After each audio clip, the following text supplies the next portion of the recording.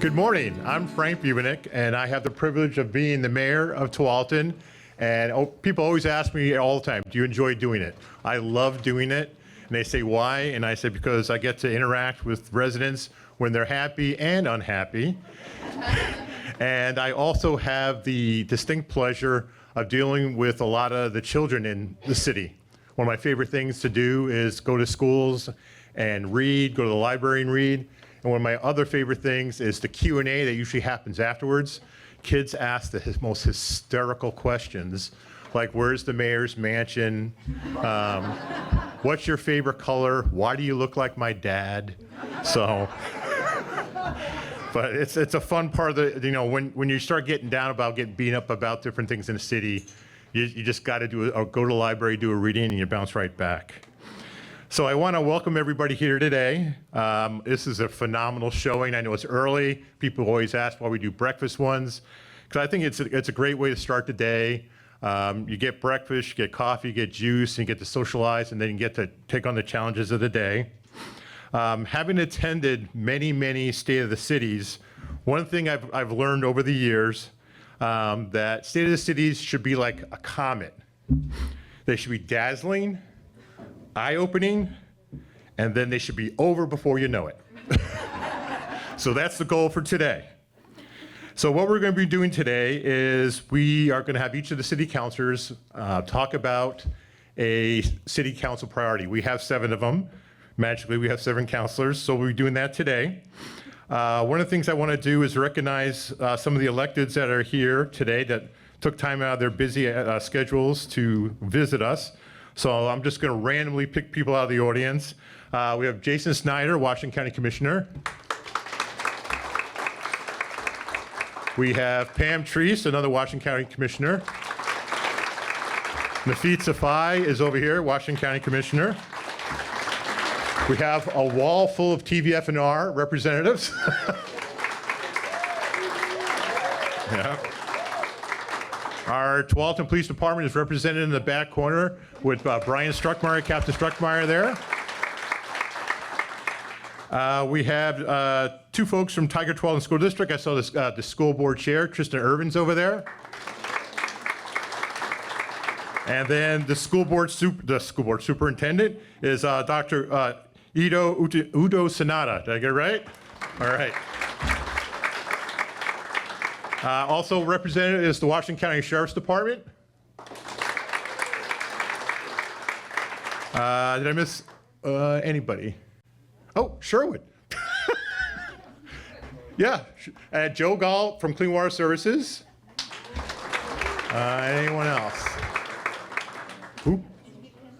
Kim, yes, yeah, Kim from Sherwood, yep. Sorry, I didn't say your name, Kim. Oh, Roy Rogers, whoa, where'd you sneak in? Former Commissioner Roy Rogers.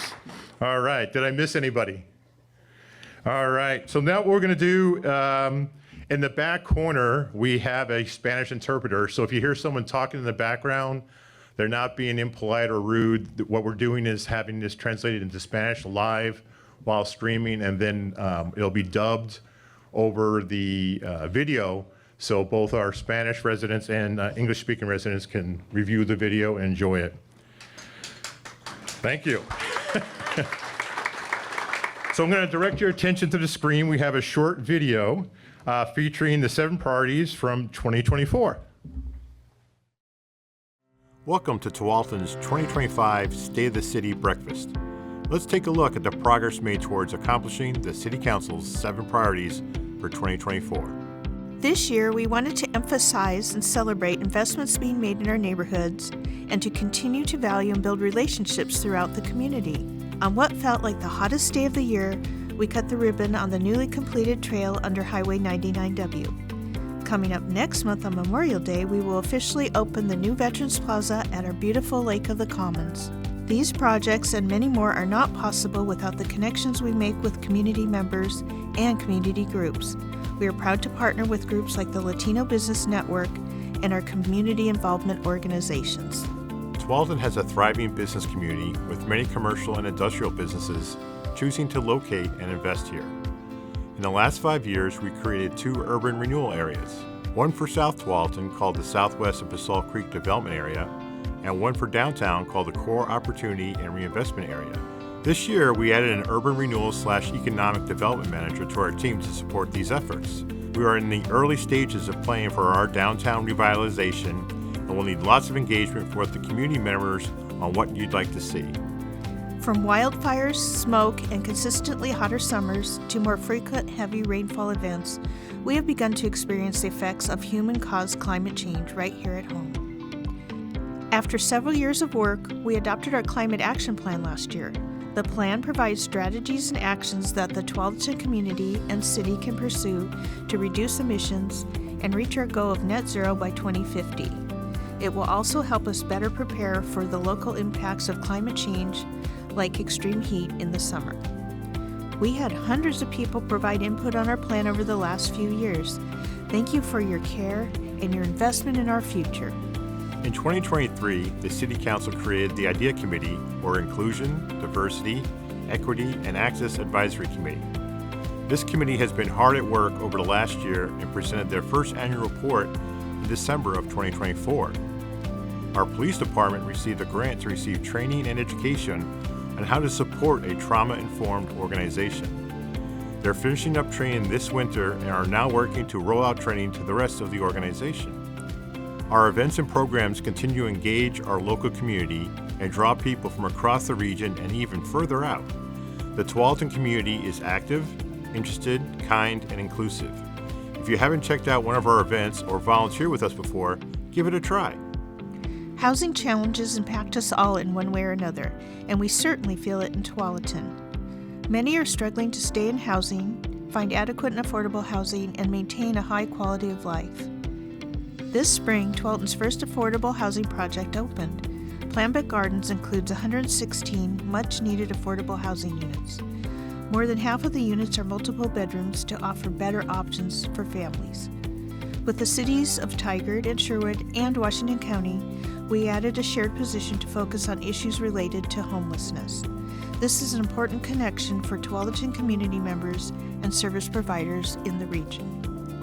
Transportation is and has been a major priority for Tualatin, and we are investing considerable resources in improving our transportation system, planning for the future, and advocating for our needs at the state and regional level.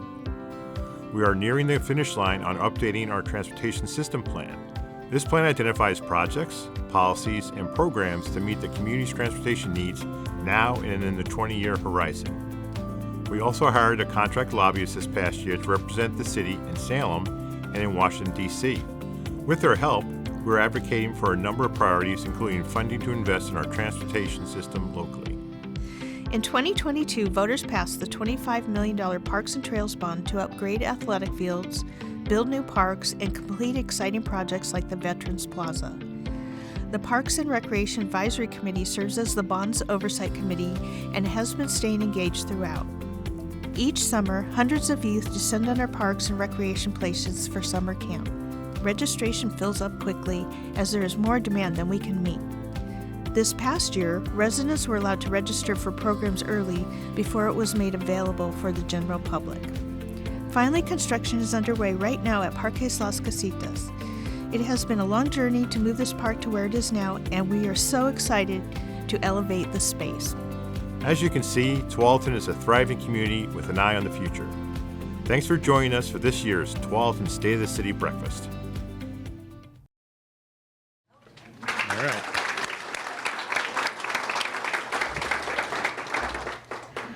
All right, so I'll start off with the first City Council priority, which is economic development.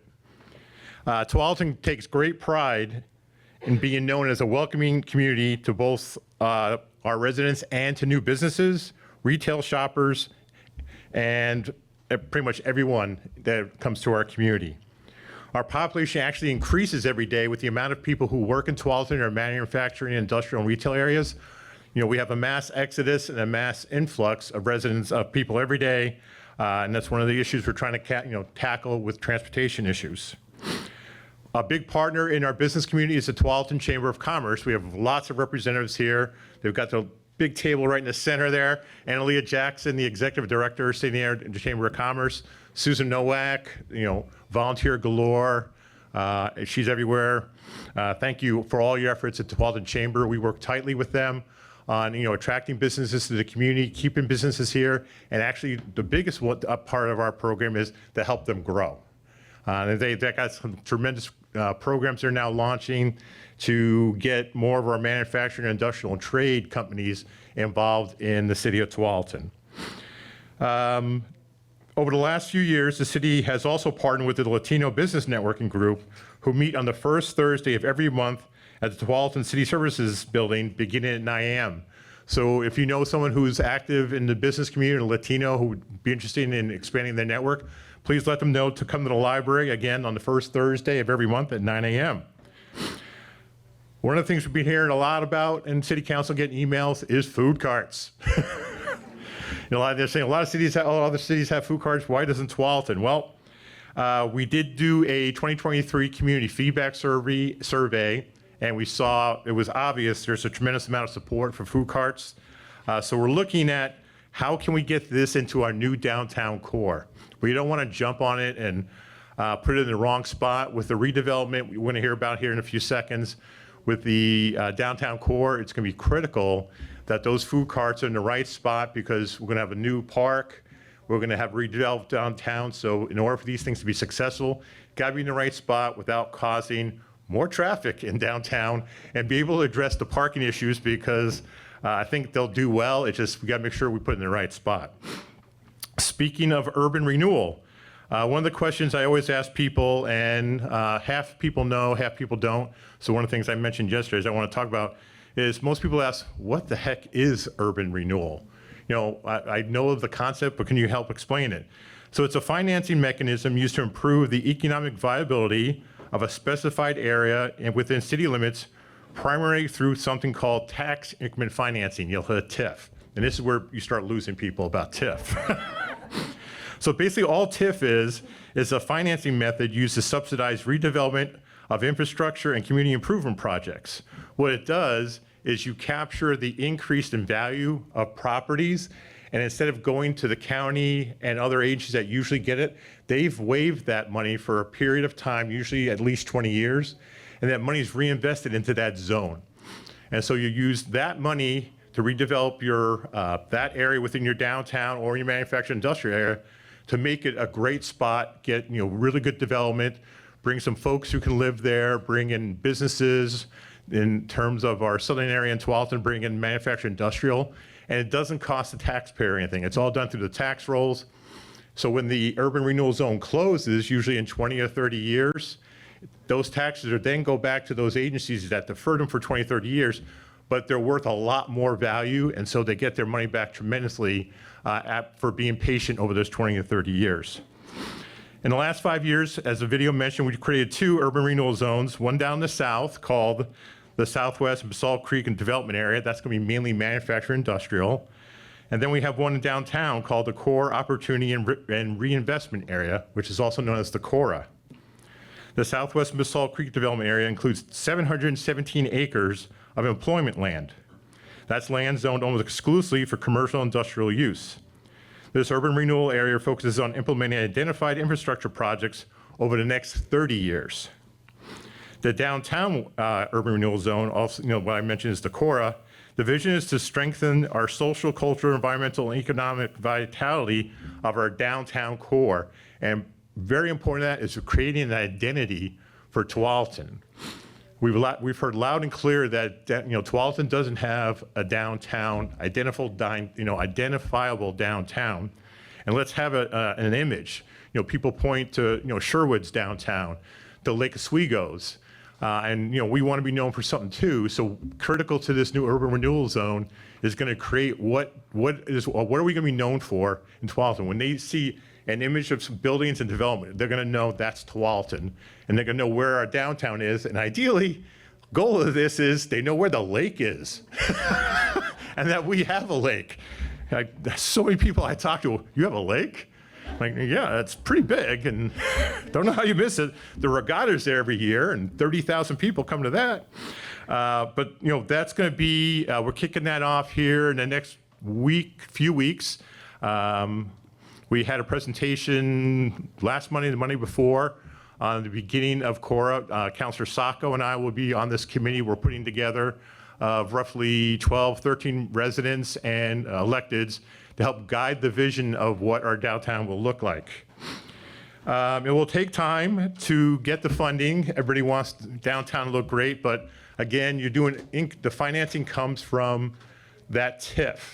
And that TIF takes sometimes 10 to 15 years to accrue enough to make those first major things.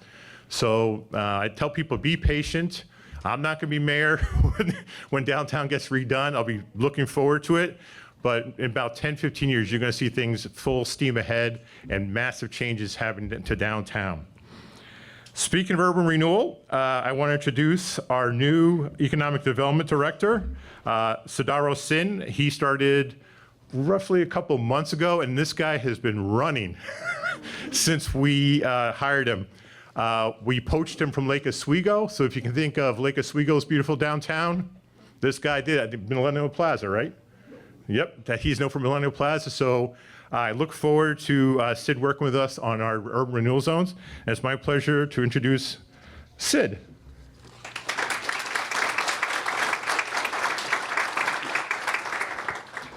Well, thank you, Mayor, and thank you for talking about TIF so I don't have to, or explain TIF. So I've had the pleasure of working for this city for about 3.5 months now, and it's been just an awesome experience.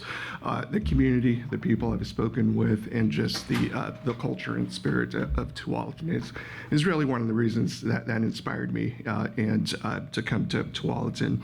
And as the Mayor mentioned, my previous, I was with the city of Lake Oswego for about 25 years, primarily working on urban renewal projects. And so when I heard about this position, I thought, man, Tualatin is ripe for redevelopment, and there's so much opportunity in Tualatin, and it was just an opportunity I couldn't pass up. But with that, I wanted to touch bases on a couple things. One is economic development, and then urban renewal. So on the economic development front, the mayor mentioned the Basalt Creek area.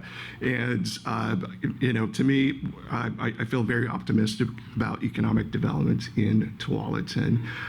There is, with the new urban renewal district, it created a lot of opportunity. And for example, we have about 50 acres right now that's under consideration for annexation, and so that'll prepare us for some industrial flex space to come in the future.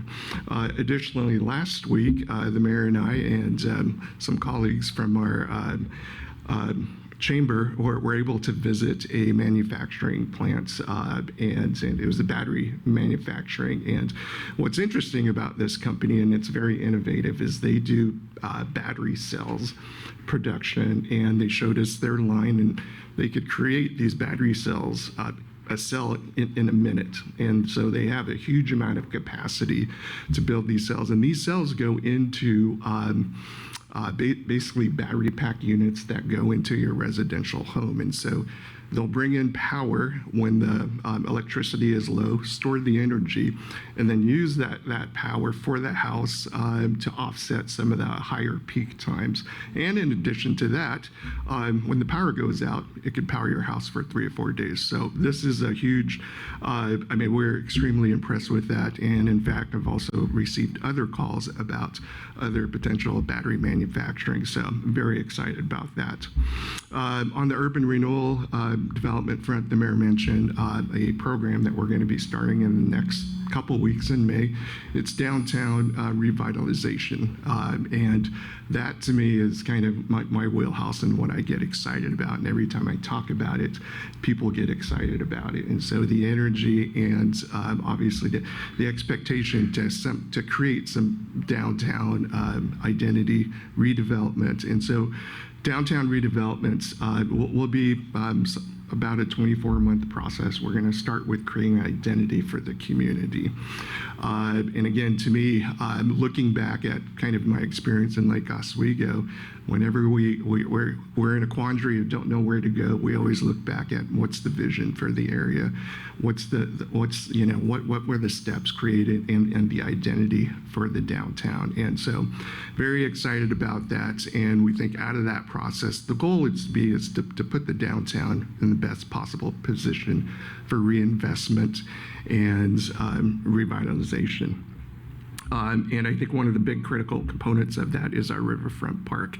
And I look forward with working with Director Scholl and his team on creating that downtown park. And to me, it's almost like the catalyst for downtown, where it starts in this down in the park and then it transitions over into the downtown core. So I'm certainly excited to work with on that project.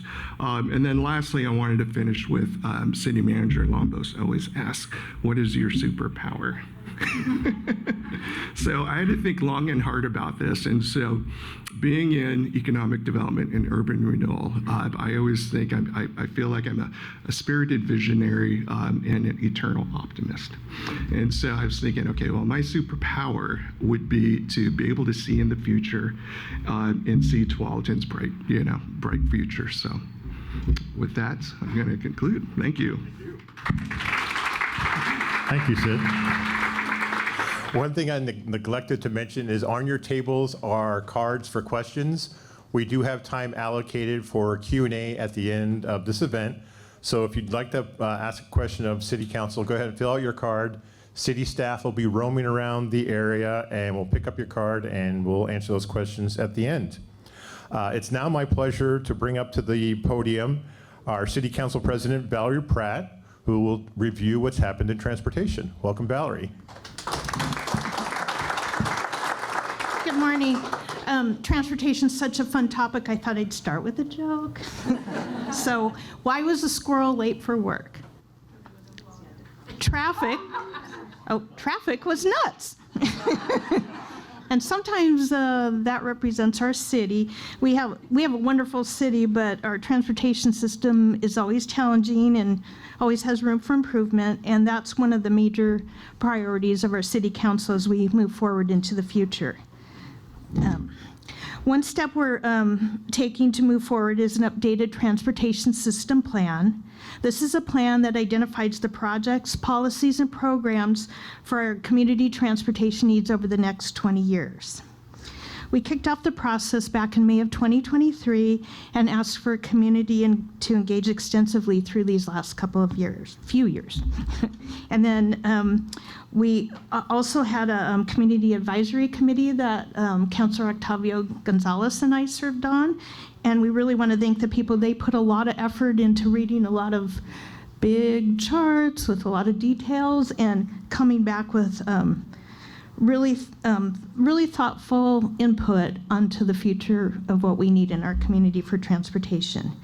Right now it's on the website, and last night I tried to go on and find it, and our website's being updated, so it's a little complicated, but the real easy way to do it is just to Google Tualatin TSP, and it takes you right to it. So that's what I would suggest.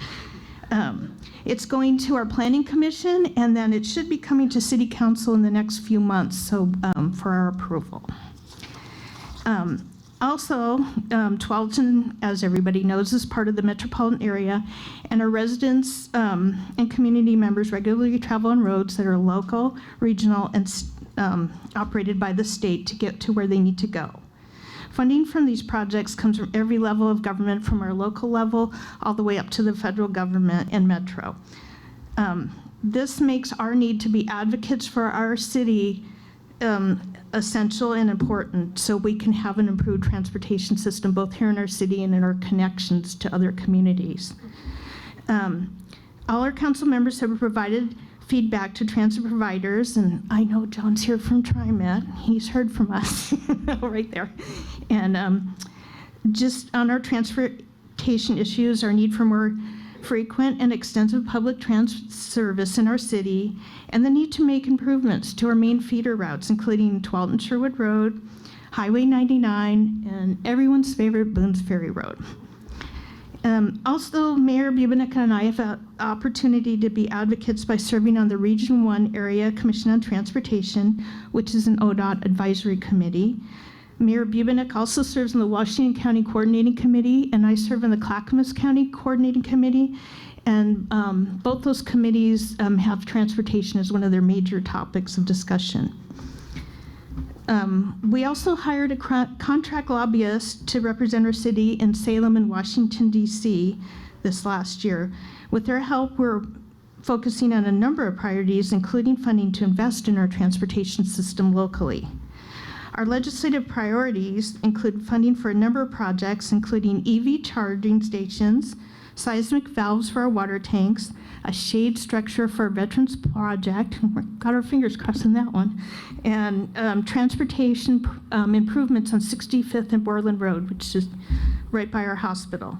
We look forward to seeing some, if not all, of these projects coming to fruition in the coming years and continuing our efforts to improve Tualatin's transportation system. Thank you. Thank you, Council President Pratt. I now have you please welcome our City Councilor Octavio Gonzalez, who will talk about parks.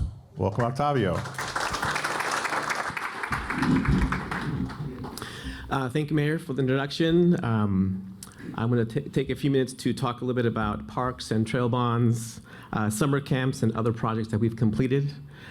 It's quite amazing all that has been accomplished in a short time. Let me just spend a few minutes here to go over those great projects. In 2022, voters passed the $25 million park bond and trail bond to improve athletic fields, improve play equipment, increase trail connections, create new water access, and upgrade existing parks.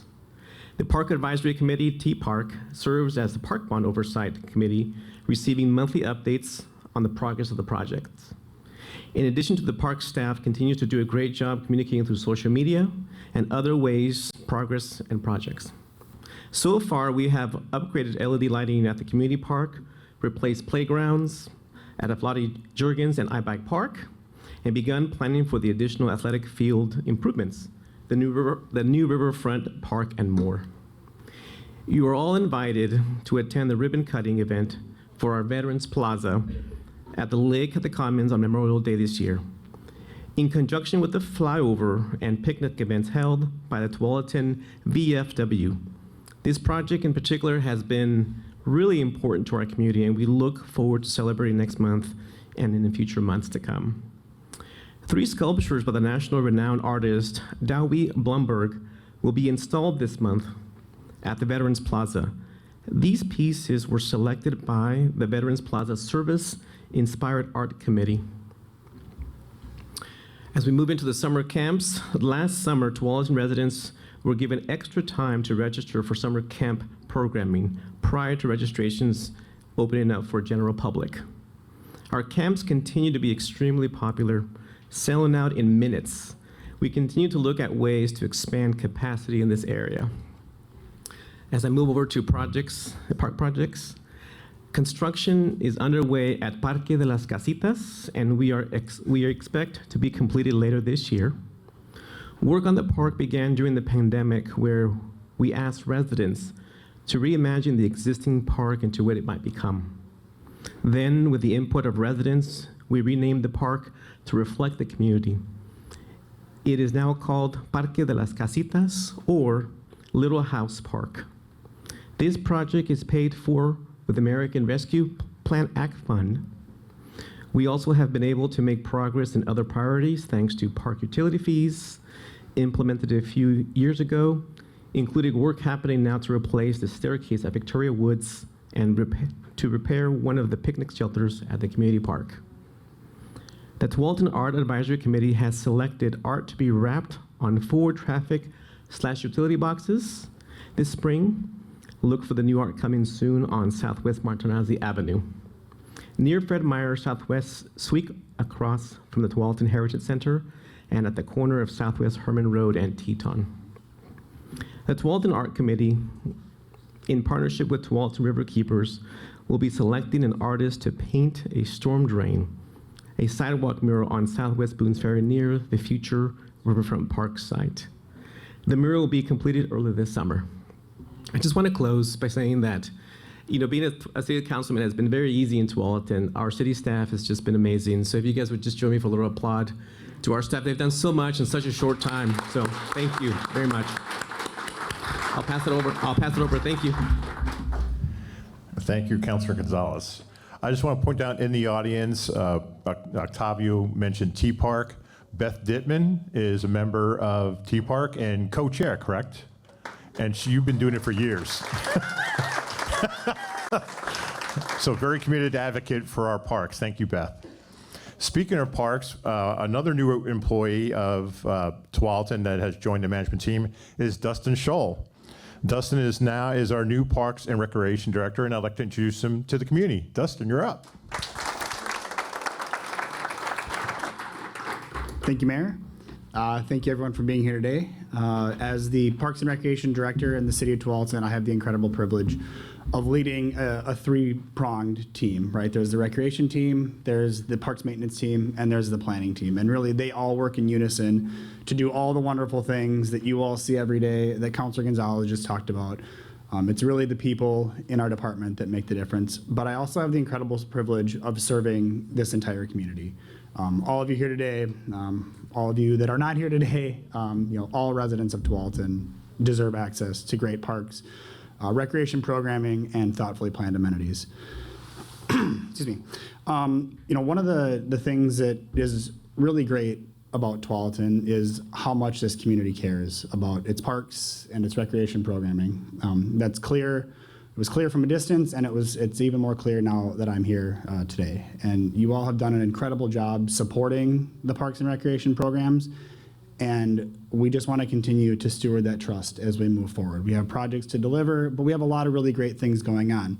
The Riverfront Park and how it's going to interact with the work that Sid will do downtown will be a one-of-a-kind amenity that will come right here to Tualatin.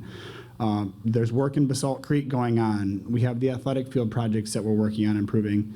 There's work going on all over the community to improve the spaces and grow the park system. But there's also tremendous work going on every single day from our parks maintenance team to keep the amenities that we have beautiful, to take care of the turf and the landscaping and do it in a way that's sensible with our current climate reality and brings in plants that are adapted to the climate that we have.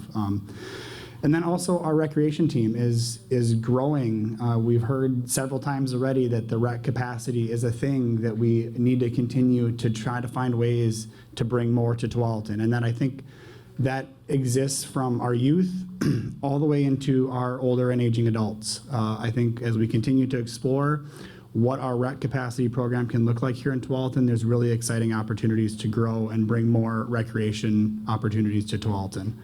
And then lastly, I'll close with the same thing that Sid did, the superpower that we all have here together at the So I thought about it, and then I was standing outside, and the conversation came up about like really fun superpowers that people had, like being able to match the Tupperware in the lid, or always finding the missing sock. And so none of those are mine. I have mismatched Tupperware and mismatched socks. But I really think that where my strength and superpower lies is in bringing people together to get the most out of who we are and what we have to bring the best to the community, because this community deserves the best of who we are, because you all have just poured in and supported us in such an amazing way. So thank you. Thank you, Dustin. Our next priority is the environment, and if you know Bridget, you know this is her passion, has always been her passion. So welcome Councilor Bridget Brooks to discuss our efforts on the environment.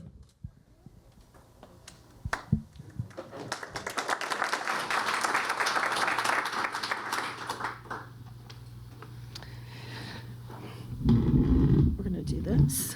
Good morning, everybody. It's so nice to see this room full of all of you. I know so many people in this room, and we're just really grateful for all of the input that you've given us and contributions to our community, whether it's through Rotary or through serving on one of our committees.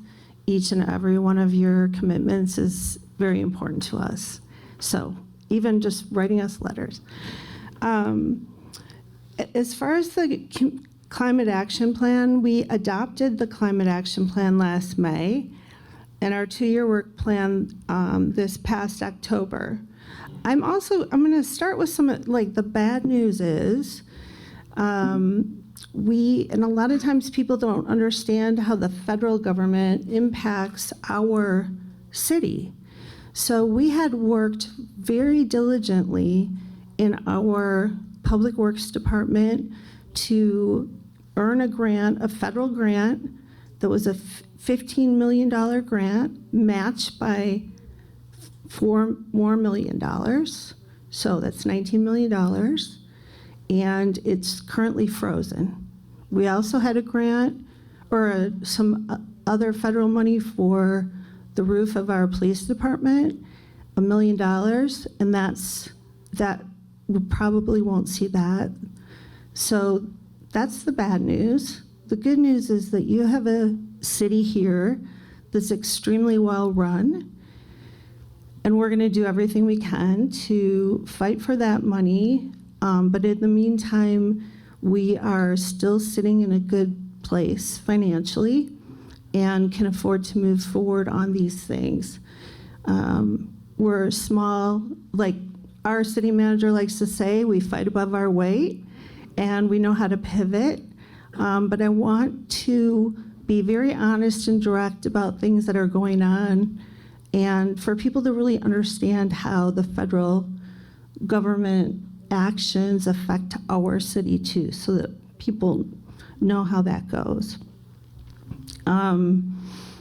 So we just want to be clear. So the good news is the plan provides strategies and actions that the Tualatin community and city can pursue to reduce emissions and reach our goal of net zero by 2050. It will also help us better prepare for local impacts of climate change, like extreme summer heat and atmospheric rivers, which I don't know if people realize, but they are miles and miles deep, not just long, but deep. And they pick up water from the oceans in a different way now because of the heat on the planet. So it's something to learn about because it really affects us. We're currently looking for options for sustainable funding for the program and plan to have a dedicated staff person in the future to allow for success in this work. So we're not just creating a plan. First of all, I want to thank everybody that's contributed to helping create the plan. There's been so much community work that was done on that. But we are going to work the plan. In the meantime, we have an in-pipe exciting new technologies to capture energy from water pipes using micro hydro turbine inside the pipe to capture energy that will be net metered back into the power grid. The lion's share of the cost of this project is being paid for by grant funds. So the total cost to the city after grant reimbursements is $64,420, resulting in a payback period of 4.4 years. The other piece of that is that we build energy from this in-pipe. The in-pipe is a power-generated thing because we have high pressure here for water, and we can capture energy from that pressure. And just like people were talking about earlier with the batteries, we are looking at ways to put energy back into the microgrid as well. So this could be enough to power our public works building. All right, trees. Tualatin tree canopy came up recently when engaging with our community members about the Climate Action Plan. We have trees throughout the community. Some are on private property and some are in the right-of-way, like planter strips, and many are in public parks. So right now our team is in the process of inventorying all the street trees or the trees and planters strips in neighborhoods that are maintained by adjacent property owners. There was a lot of damage done to street trees by the winter storms, and quite a few had to be removed. The inventory will help the city council determine what comes next. Just one second.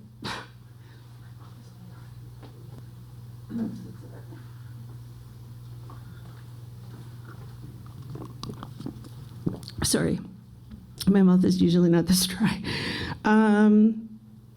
Okay, backyard habitat. So this program is a great way for people, businesses, and public gardens to engage well. We continue taking time to roll out a functioning community action or climate action effort. We have given a presentation to the philanthropic education organization, Women's Education Chapter in Tualatin, hosted an Arbor Day planting, and have given a presentation at the Tualatin Public Library. 83 properties are enrolled as of March 2025, on track to meet our new annual goal of 16 site visits. 23 properties are certified. 16 plus acres are enrolled, and 2,178 plus native trees and shrubs have been planted. It's a really easy program. Just go online to the Backyard Habitat, and if you don't have a yard, you can still do plantings on patios, etc. So there's a lot of information and resources. You also can access the information resources without even entering the program, but they come out, help you plan and design and learn all about native plants. Bee City certification, USA certification, is a project of the Xerces Society for Invertebrate Conservation. The core program focuses on habitat conservation, restoration, species conservation, protecting pollinators, contributing to watershed health, and reducing harm to invertebrates. It also provides integrated pest management for safer pest management. This is the reason why I was interested in the first place, because of children's brain health, and now there's 5 different cancers connected to I don't even know how to say it, but like the stuff in Roundup. Being a bee city demonstrates a commitment to work towards achieving the Tualatin 2030 vision of an environmental, active, and responsive community that values and protects our natural resources. In 2024, we had over 300 volunteers plant just over 2,000 native pollinators in our parks and trails. And I just want to say also thank you to all the groups that have been focusing on the environment as well. I know Rotary has done work, and the River Keepers. We're just thrilled. The other thing I want to say is yesterday was Earth Day, but you haven't missed your chance to participate. If you want to participate in an Earth Day, there is a Hug Our Planet event on Friday the 25th, and you can go to the Recreation Arbor Month website. It's on the form on the front of the building, anyway, or in the front of the room. So anyway, it's nice to see everybody. Thanks for coming out so early, and I have a lot of information about all these things with me, so if you want any more information or to talk further about things, please come and say hi, and have a great rest of your day. Thanks again. Thank you, Councilor Brooks.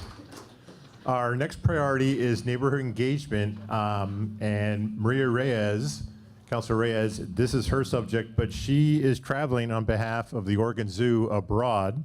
So she will do her report via video, so please put your attention to the screen. Hello, Tualatin community. My name is Maria Reyes, and I'm one of 7 members of the Tualatin City Council.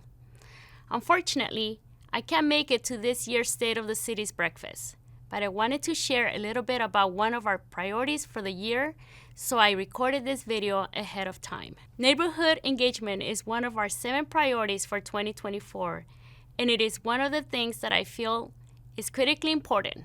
Tualatin may be a smaller city, but there's a lot going on. It is important to hear from community members about your priorities, concerns, and things you are excited for. And we acknowledge it takes a lot of time and energy, so thank you. One of our focus areas this past year was on celebrating the investments we are making to neighborhoods. You may be familiar with our Tualatin Moving Forward Transportation Bond that wrapped up at the end of 2023. Now, more than a year out, we are still receiving awards for the project accomplishments and community participation along the way. We also finished up a trail connection underneath 99W and celebrated with popsicles, ice water, and a few speeches. The new section of trail runs from Hazelbrook under Highway 99W to River Ridge Apartments. And coming up on Memorial Day before the flyover and picnic will be a ribbon cutting for the highly anticipated Veterans Plaza at the Lake of the Commons.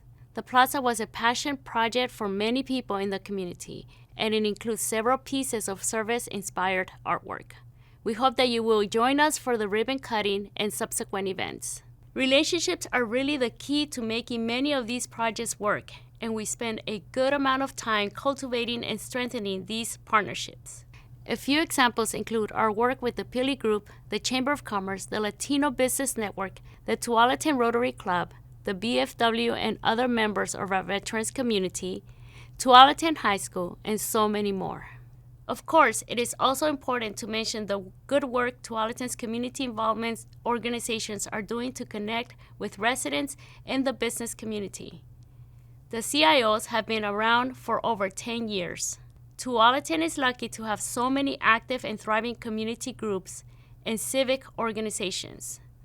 There is truly no limit to the number of ways people can connect and engage. You will see city staff at many community events and programs, and we encourage you to stop by our table and say hello. You will see us at Blender Dash, Viva Tualatin, and the concerts in the parks, to name a few happening this summer. Plus, we have a thriving volunteer program with hundreds of people volunteering throughout the year. Some volunteers help with those community events, others plant trees and pick up litter. Other volunteers prefer to stay indoors and perform story time for kids or dust bookshelves. Be sure to connect with a city staff member at the event today if you are interested in getting involved. So, a little thing that we enjoyed chatting with Councilor Reyes about is every city council meeting we get an update on the baby elephant. She is tight with that elephant. So she's got all kinds of pictures on her phone. So if you want to hear how the new elephant's doing, get a hold of Councilor Reyes. I think she's touring right now and checking out areas in overseas. Last year, I think it's in Africa again, of their collection at the Oregon Zoo. Next up is Councilor Kristen Sacco, and Councilor Sacco will discuss our next City Council priority, culture and identity. Welcome, Kristen. Mayor. Thank you, everybody, for being here today. In an effort to become a more trauma-informed organization, our police department received a Train the Trainer grant, wherein they have sent a number of their staff through a trauma-informed response training. The last of those trainings were completed in March with the plan to roll out the training to the organization. Trauma-informed care helps guide policy, practice, and procedure using a trauma lens to better understand behaviors while focusing on workforce wellness and organizational culture change. The key elements of trauma-informed care include realizing the impacts of trauma, recognizing the signs and symptoms, responding appropriately, and resisting re-traumatization. Moving on to my favorite topic, dogs. We added a third canine to our police department this year. Now we have, and I'm sorry, I did ask the police department if we could bring the dogs here, and we couldn't, I'm sorry, but I do have some visual representation. So now we have Canine Tony, whose job it is to detect different types of drugs. Let me introduce Canine Onyx, who is our therapy dog. Last, but certainly not least, we added Boone. And Boone is our canine patrol officer. Boone is named after, thank you. Sorry, doggies. Boone is named after Boone's Ferry Road and is assigned to Eli Fultz. Our events continue to draw crowds both locally and regionally. Please join us to volunteer if you haven't before, or continue your volunteer efforts. There are volunteer opportunity cards, which we've talked about previously, on your tables. So take a look at that, take that with you, and please reach out for volunteer opportunities. Lastly, I wanted to talk about our IDEA committee. In 2023, the City Council created the Inclusion, Diversity, Equity, and Access Advisory Committee. This committee meets once a month and has championed a number of initiatives thus far, including several new proclamations read by the City Council, gathering places, food carts, and they're currently working on a Pride event. They have been hard at work the last year and presented their first annual report in December. Currently, they are prioritizing their work plan for next year. And I am excited to see where this committee goes to ensure that Tualatin remains a safe place for everyone. Thank you. Thank you, Kristen. Our last priority, but definitely not our least priority, is housing. Everyone knows housing is a challenge for across the United States, not just in Tualatin, not just in the state. So Councilor Cindy Hillier will present our efforts on behalf of housing in Tualatin. Welcome, Cindy. Thank you, Mayor. Probably the shortest. Thank you, everyone, for being here this morning. I think I echo everyone else's appreciation. So as the mayor indicated, and you saw in our video, housing is a priority. It's a local, regional, and certainly national concern. I did want to, as we go through the things that we've been working on, I just wanted to share HUD's definition of what affordable housing is so that we can keep that as a ground.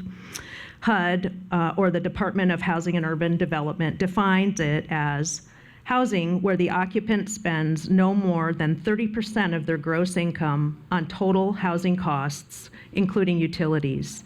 Monthly households' monthly costs should not exceed the 30% of their monthly income. So in October of last year, we brought together Metro Washington County and SEPA, or the Community Partners for Affordable Housing, to hold a forum with our community members. And it was very enlightening for we as counselors. I think that tears were shed either publicly or privately about the situations that and the lack of resources for the people that are our neighbors who are falling into this 30%. To be excited about that the city has adopted a housing production strategy. We did that in 2021. The strategy is about midway complete, with the city's next update due in 2027. We have completed several key actions, such as the adoption of the Equitable Housing Finance Plan and low-income housing property tax exemptions. If you know someone who potentially falls into that, we encourage you to reach out to the city. We recently received a state grant to update our housing code and to make clear and objective changes to support residential housing developments. Many of you, if you've driven up and down Boone's Ferry Road, you've seen the Plambett Gardens. That is a one-of-a-kind in the state of Oregon development that just celebrated their grand opening. Again, SEPA is the Community Partners for Affordable Housing, and they placed Plambett Gardens in our community based on the vision of not just the mayor, but of a gentleman from our community who was very active with that, and this is something we're proud of. This development includes 2 4-story buildings with 116 units ranging in size from 1 bedroom to 4 bedrooms, as the video said, to accommodate families, which is again very unique and so needed. Other highlights include a community room, which we're excited about because a good meeting place in our community is always good, communal gardens, and playgrounds. And of this 116 units, 47 are open to residents at the 30% of the area median income or less.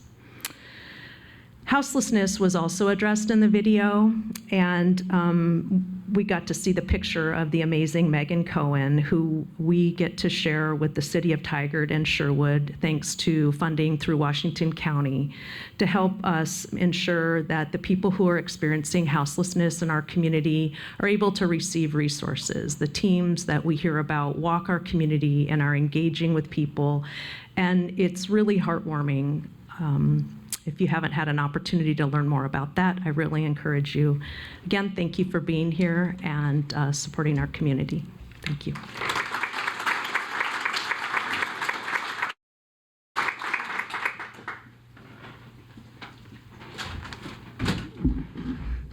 Thank you, Cindy. Speaking of housing, I just want to recognize a representative of Family Promise of Tualatin Valley. Elise is here, the new executive director of Family Promise. Family Promise is operating a transitional housing for about 70 shelters, for about approximately 70 families. They're going through the last phases of a massive remodel and looking forward to that remodel being done. So much. But I just want to thank Elise for coming today. All right. Family Promise does get a city grant every year because they do outstanding help, outstanding services to get those folks who suddenly are find themselves in being houseless, and they have the ability to house folks and provide services, get the kids to their school districts. I'm just shocked because I'm at the facility a lot, that when all the parade of buses come in from all the different school districts, what's interesting is that they stay in the school district they were in. So you see buses coming in from Hillsborough, Beaverton, Tigard, Tualatin, and just a parade of kids leaving every day and coming back. So thanks again, Lise. So with that, I got to do a time check. Where are we at? Couple minutes. Okay. So do I have Q&A questions? So Megan's on the spot. All right. All right. Okay. This is a question, not an opening to an argument, because I generally do not know the answer. As I understand factors in the global warming, a big concern is CO2 emissions. I further understand that China and India, as well as other developing countries, are rapidly building fossil fuel powered power plants. If this is the case, then would it seem that any actions Tualatin would take to lessen CO2 emissions would be so small as to comparatively so small as to be a rounding error in any measure. Therefore, with the limited funding available, would Tualatin residents have greater benefit from a climate recommendation rather than mitigation? A climate accommodation than mitigation. All right. So I'll start this off, and I know Council Brooks will have some comments on this too. It's not just us doing it, we're working with the cities around us. It's a group effort. Yeah, we're just a little spot on the map, but when Lake Oswego, Tigard, Tualatin, Sherwood are all getting together and addressing these issues, we can make some impact here in this region. Are we going to make an impact across the U.S.? No. But as this effort expands, I'm saying probably in our metro region, the city of Portland's committed to this. Most of the cities in this region are committed to it. It will not change the global environment, but it can change the regional environment and have, as Council Brooks always says, healthier air for our kids here in the community. Would you like to add something? I'll go over here. Our climate action plan addresses both mitigation and CO2 reduction, so it helps us better plan and be resilient as a city. We also build in efficiencies, so we've already saved money with our in-pipe water, our LED lights for the kids, and Another piece that's really important to remember is that our city, if you look at the heat index for just the Portland metro area, we have the highest heat of all, the highest heat you can have of all the whole region.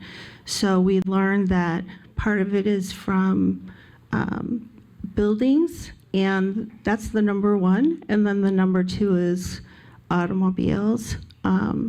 So there's a lot we can do, and it just kind of reminds me of the starfish story where somebody says it doesn't make a difference to the little girl that's throwing the starfish back in the sea, and she says, well, it makes a difference to this one. So that's what we are trying to do here in Tualatin. Thanks. All right. Second question, what are the environmental impacts of a battery factory in the Basalt Creek area? What was interesting with the tour we had with it's QPO, and they're off Herman Road, is the battery cells come here already completed. So there's no leaching, there's no chemicals involved. What they do is they take 8 cells and combine them together into a bigger unit, and that's what this assembly line does, is build these storage units, compact them together, make sure they're all good, and puts them into they're going to compete with the Tesla battery wall. And so there's no chemicals involved or anything like that. They arrive already pre-sealed, and they've already been QC'd before they get here that they're not leaking, but they again check them during their assembly, obviously, because they don't want to build a unit that has a defective unit in it, battery cell. So I'm not too concerned about chemical leaching because it's all done by robots. People won't drop them. And I hope that addresses the question. But it's not where they're making the cells right here and you could have a spill. These things are already done. They're already built and they're just being assembled as one bigger unit. We're pretty much out of time? All right, so we're wrapping up. Like I said, the meteor has just shot by. I want to thank city staff for organizing the State of the City event, especially Heidi Stanley. She's right here. She coordinated it. I also want to thank Sharon Lombos, our city manager.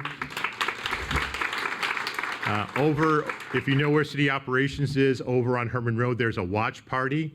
So all of the city employees are over there enjoying donuts and all kind of good stuff, watching us remotely. So I hope you guys are having fun over there.